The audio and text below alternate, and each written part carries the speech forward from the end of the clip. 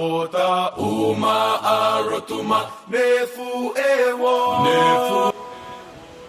There's not many places that have virtually no tourists. Well, before COVID, there's tourists virtually everywhere on the planet. But I'm here in one place where tourism is just opening up again. That's Rotuma, part of the Fiji, but very far away from Fiji. They've just extended the runway so that larger planes can come in, now a 72-seater. The local airline is introducing day flights where tourists from Viti Levu can come in, Fiji, just come in for the day, have a quick look around and then go back out again. About an hour and a half's flight from Nandi is Rotuma. The Rotuman people are Polynesian people, they have a different language to Fijian. There's 7 districts in the island of Rotuma. Rotuma has about 1,800 people, that was in the 2007 census, and that's probably gone down since then. So it's a very small community. Rotuma really has some amazing beaches. There was tourism back in the 80s and it was cruise tourism, but it was very divisive and lots of people didn't like it.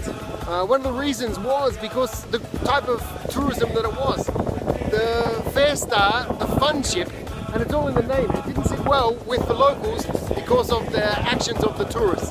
They were skimpily dressed and didn't have respect for the culture. So basically tourism was stopped since about then. So basically, since that time, most of the tourists, in inverted commas, visiting friends and relatives. So Rotumans living outside of Rotuma, maybe in Fiji, maybe in Australia, New Zealand, US, the diaspora. Interestingly, when the day flights from Fiji came to Rotuma, most of the dissension, most of the arguments against tourism were put on social media by the diaspora. Interesting. So this raises a very good question. To what extent should the diaspora have a say in tourism development in Rotuma? They don't live here, but many of them will be landowners because of the communally owned land system that Rotuma has.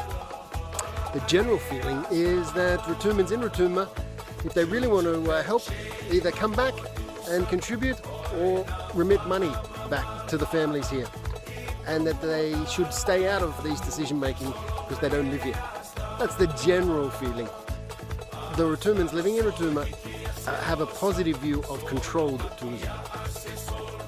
Including the local community in the say of tourism is one of the fundamentals of sustainable tourism.